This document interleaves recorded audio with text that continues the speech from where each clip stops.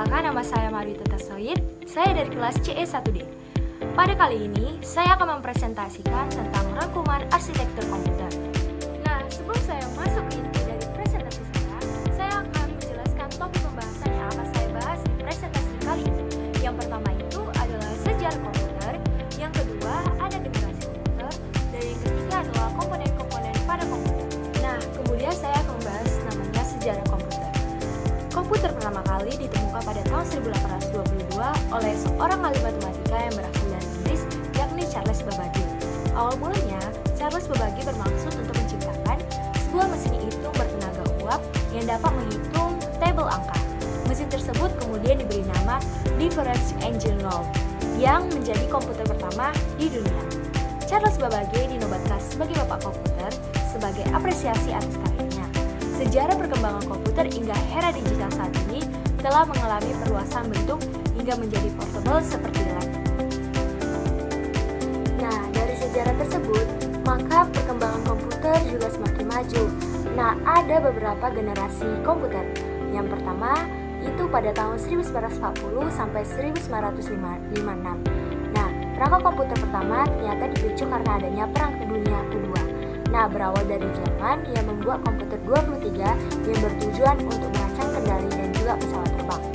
Nah, pada tahun 1943, Inggris menciptakan komputer pemecah kode rahasia yang dinamakan dengan komputer Colossus.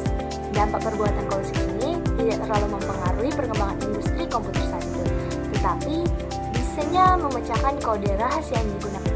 Nah, yang kedua, komputer generasi kedua pada tahun 1959 sampai 1965. Beranjak ke tahun 1959, komputer generasi kedua mulai menggunakan transistor sebagai pengganti tubai vakum sehingga ukurannya lebih kecil dari komputer generasi yang pertama. Nah, komputer generasi ketiga pada tahun 1965 sampai 1970. Komputer generasi ketiga ini mulai berkembang dengan penggunaan software dan hardware yang lebih canggih lagi dengan penemuan integrated circuit atau IC.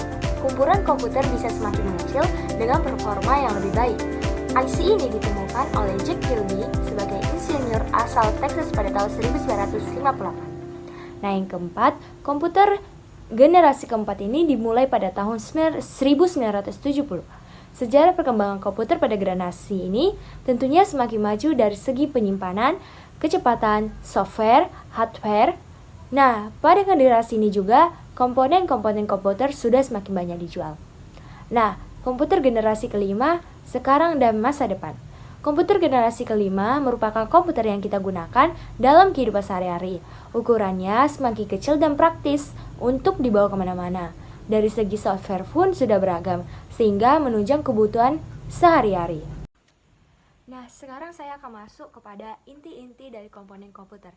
Yang pertama adalah prosesor atau disebut dengan CPU, Central Processing Unit, adalah otak komputer yang bertugas untuk mengolah data dan menjalankan instruksi dari program. Bagian-bagiannya ada ALU atau Arithmetic Logic Unit yang melakukan operasi aritmatika dan logika. Yang kedua ada CPU atau Control Unit, mengatur jalannya prosesor di sistem komputer. Yang ketiga itu ada Register sebagai tempat penyimpanan data sementara. Nah, contoh merek dari prosesor itu ada beberapa. Yang pertama itu ada Intel, yang kedua itu ada AMD. Nah, yang kedua itu adalah motherboard. Motherboard juga disebut dengan papan induk atau papan sirkuit, adalah komponen utama pada komputer yang berfungsi sebagai tempat menghubungkan dan mengendalikan semua perangkat keras hardware agar bisa bekerja sama. Motherboard adalah pusat komunikasi antar komponen komputer seperti CPU, RAM, kartu grafis, penyimpanan seperti SSD dan HDD, dan perangkat input-output. Nah, masuk kepada komponen berikutnya, yaitu RAM, Random Access Memory. RAM adalah memori utama komputer yang digunakan untuk menyimpan data dan instruksi sementara yang sedang digunakan oleh CPU saat komputer beroperasi. Data di RAM akan hilang ketika komputer dimatikan atau bersifat volatile. Fungsinya menyimpan data sementara dari program yang sedang dijalankan. Yang kedua, membantu mempercepat proses kerja komputer. Yang ketiga, menentukan seberapa banyak program yang bisa dijalankan bersama atau multitasking. Nah, yang terakhir itu adalah perangkat I/O atau perangkat input-output. Perangkat input dan perangkat input adalah alat yang digunakan untuk memasukkan data atau perintah ke komputer. Contohnya, 1. Keyboard, yang kedua mouse, yang ketiga scanner, yang keempat mikrofon, dan yang kelima ada webcam. Nah, yang kedua, perangkat output. Perangkat output adalah alat yang digunakan untuk komputer menyampaikan hasil pemrosesan data kepada pengguna. Contohnya, yang pertama adalah monitor, yang kedua printer, yang ketiga speaker, dan keempat proyektor. Baik, sekian video presentasi dari saya. Mohon maaf jika ada kesalahan dalam video maupun kata-kata atau tulisanku. Terima kasih, sampai jumpa.